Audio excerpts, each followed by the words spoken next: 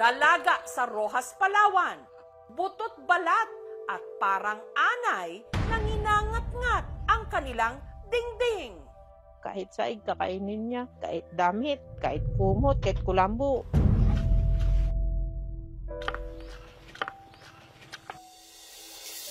Pag nagpapakain po ko, sinasabihan ko po siya na magpagaling na siya. Hindi ko na yan po iniisip yung sarili ko, iniisip ko po si ate. Na kung paano siya gumaling.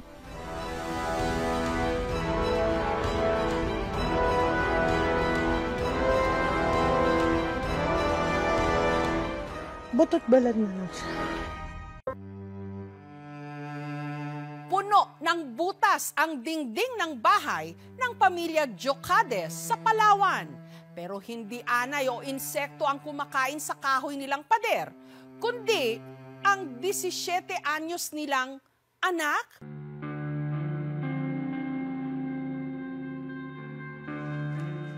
Parang dinaanan ng bagyo ang bahay na ito. Nagkalat ang mga piraso ng tela. Ang sahig at sawaling dingding, butas-butas. Pero hindi ito gawa ng anay o insekto o ng malakas at malaking tao. Pakain na! Pakain na! Pakain na! Kundi ng isang butot balat na.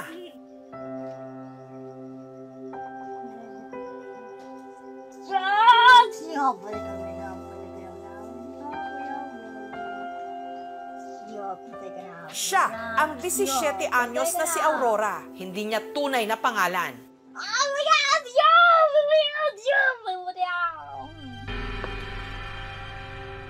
Kinailangan daw itong gawin. Dahil anuman ang mahawakan ni Aurora, kinakain niya.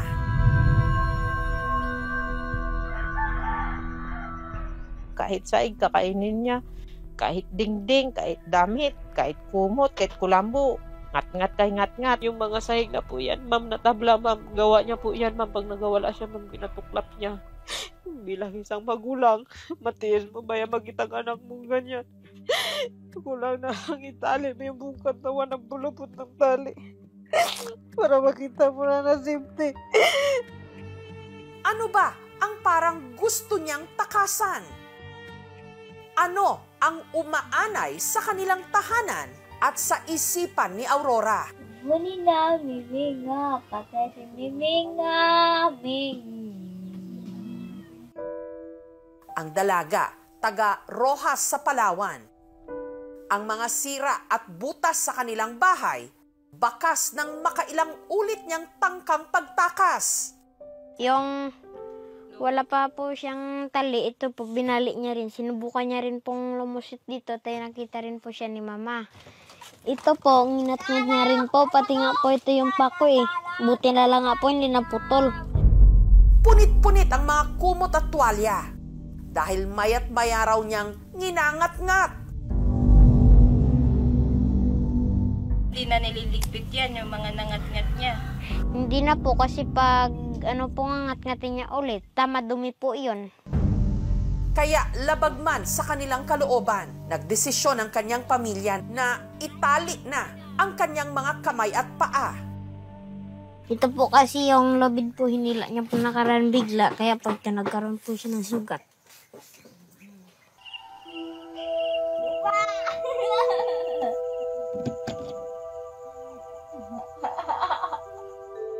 Madaling araw nitong Lunes, si Aurora nakawala sa pagkakatali.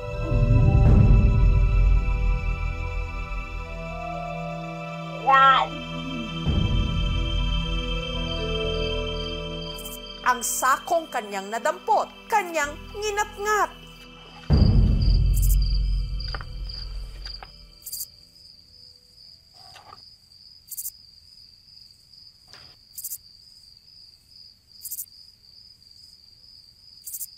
Ang nooy natutulog sa kabilang kwarto, ang kanyang nakababatang kapatid na si Ethan na alimpungatan.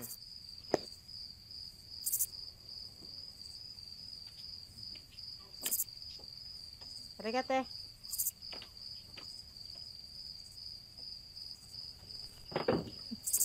mula nung nawala sa katinuan ang kanyang ate Aurora. Tila nabaligtad daw ang kanilang mundo.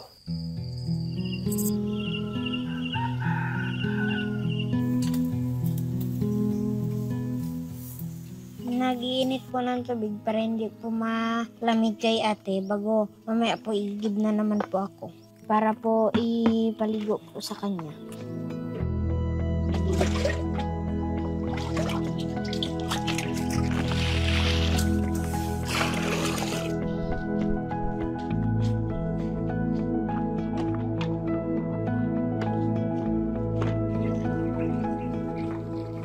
Lagyan ko po ng sabon kasi po para makakuha yung dumi. Ang gamit ni Ethan, sabong panlaba.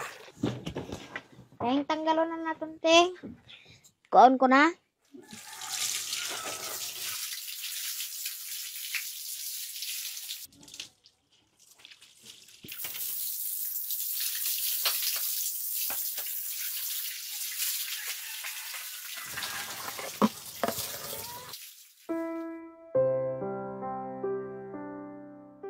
Ayaw raw ni Aurora na sinusuotan siya ng damit, kaya madalas wala siyang saplot.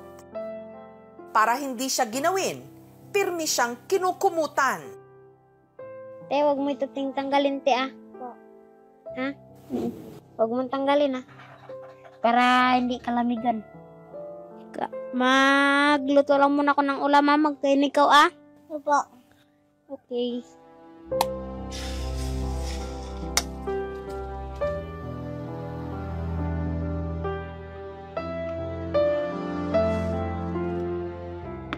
Yung paborito pong ulam ni ate, mga sinabawan po, mga tinola, mga sinigang. Minsan lang po kami nagsasabaw pag si Papa po nagkukuha ng isda. Pag ganito po, yan po, yung tabla po, itatagig mo lang at ano mo lang din po. Ano mo lang doon sa butas. Po. Hindi ba dyan naiikit si ate sa tabla? Hindi din po.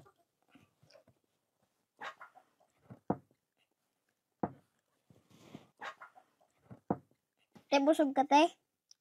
Ha? Nabusog ka, wala? Opo.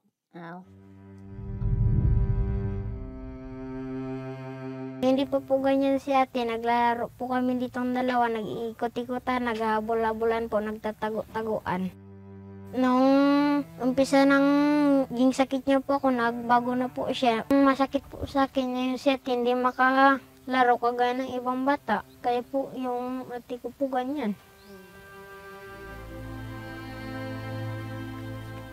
Pag nagpakain po ako, sinasabihan ko po siya na magpagaling na siya. Hindi ko na yan po iniisip yung sarili ko, iniisip ko po si ate. Na kung paano siya gumaling. Matapos asikasuhin ng kapatid, tsaka palang naghanda si Ethan papasok ng eskwela. Alas 7:30 ang kanyang klase, pero mag-aalas 8 na, hindi pa rin siya nakakagayak. Bye-bye, te. Bye-bye. Inihabilin muna ni Ethan ang kanyang ate sa kanyang nanay Marialyn. Nangkot po ako kasi yung ate ko po hindi nakakapasok sa eskwela. Ako po palagi araw-araw po. Araw-araw po siyang late. Maliban sa malayo yung bahay nila, meron pa siyang responsibilidad na dapat gampanan sa bahay nila bago siya magpunta dito sa school. Huwag siyang magsasawa sa pag-aalaga sa kapatid niya. Basta huwag niya lang pabayaan yung kanyang pag-aaral.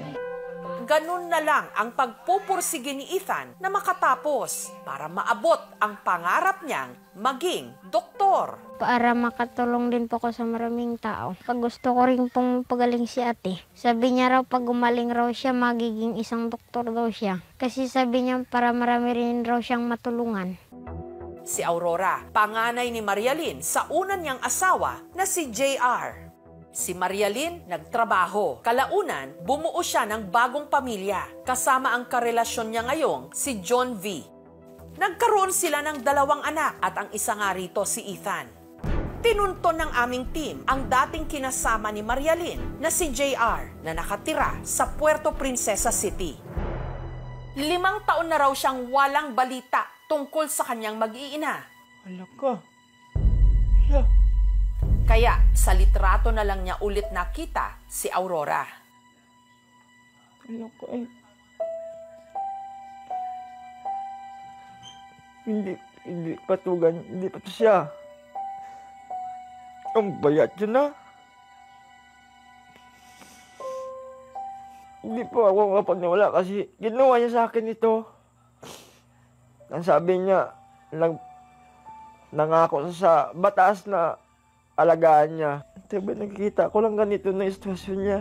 Ay kung kukunin ko yung ako po mahirapan si mama at saka yung kapatid kong bunso ay pares-parehas din sila na may diferensya. Nitong Martes, nagpaabot ng tulong sa pamilya ang Municipal Social Welfare and Development Council ng Bayan ng Roxas. May dala tayong mga beddings maliban po dito sa mga groceries po na bitbit namin. Si Ethan ay binibigyan po siya ng full scholarship po hanggang makapag-college ka at makapagtapos ng pag-aaral. Salamat po dahil binigyan niyo po ako ng scholarship po. Matutupad po Nathan, lagi po yung sinasabi niyang mag-aral po daw siya ng doktor, ma'am. Lagi niya po talagang sinasabi yun. Kaya ate, ako po yung magpapagaling kasi doktor na po ako. Sabi ko sana nga matupad. Binisita rin si Aurora ng kanilang health officer.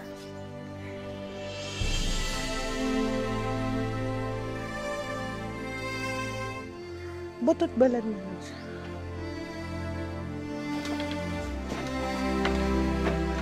Nakatubay, isa, dalawa, tatlo.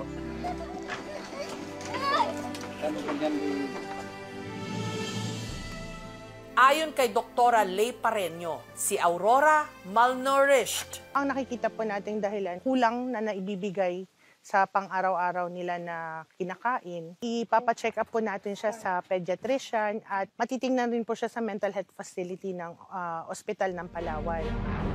Si Ethan, sinamahan ng kanyang ate Aurora sa ambulansya mula Roxas. 3 oras ang biyahe bago nila narating ang ospital ng Palawan sa Puerto Princesa City.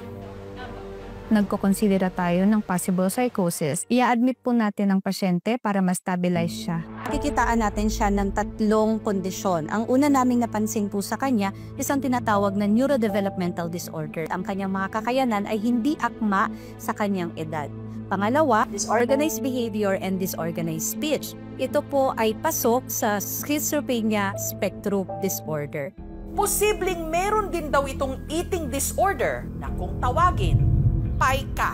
Pagkain ng mga bagay na hindi akmang pagkain kagaya ng lupa at iba pang bagay na walang nutritional value sa katawan ng isang bata. Base sa survey, pagdating po sa mga adolescents, meron pong 2 sa bawat 10 adolescent ang stunted. Ang mga pamilya po na may problema sa kalusugan, maaari po silang pumunta sa mga health facilities sa kanilang mga barangay. Konti-konti po muna yung pagkain po niya hanggang po sa makaya po at may stabilize po yung kanya pong kalagayan. Meron pong shortage, hindi lang po sa facilities, nangunguna po dito yung mga mental health professionals. Meron po tayong 0.4 psychiatrists for every 100,000 Filipinos. Sa mga facilities naman po, we have 84 general hospital with psychiatric units. Ang unang response ay hindi itali. Ang unang response, syempre, dalhin sa doktor para ma-evaluate siya ng mabuti. Isang reason kaya nagpapatuloy itong siguro pagpatali ng mga taong may mental health conditions ay unang-una ignorance. Hindi naman masama yung intention nila, pero yun talaga yung alam nilang pwedeng gawin para matulungan siya. Pagaling ka, isipin mo lagi si mama at si papa. Mga kapatid mo. Nag-aantay kami gumaling ka. Magawa tayo ulit ng sarili mo. Kanaalang bago. Gusto mo na mag-uwi? Ayaw mo pang umuwi? Ayaw mo pang mag-uwi, te? Dito ka lang? Magbagaling ka na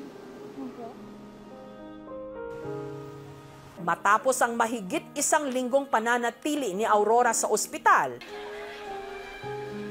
pinayagan na siyang makauwi ng mga doktor para ipagpatuloy ang kanyang gamutan sa bahay. Hindi na po siya namin itatali. Pabantayan na po siya namin. Humihingi po kami ng tulong para tuluyan pong gumaling yung anak ko po. Ang malusog na pangangatawan, kakambal ng matatag na isipan. Ang ating mga tahanan, hindi dapat maging kulungan. At sana, bawat isa sa atin, mapagwagian ang mga tahimik na digmaan na sa ating sarili, ating pinaglalabanan.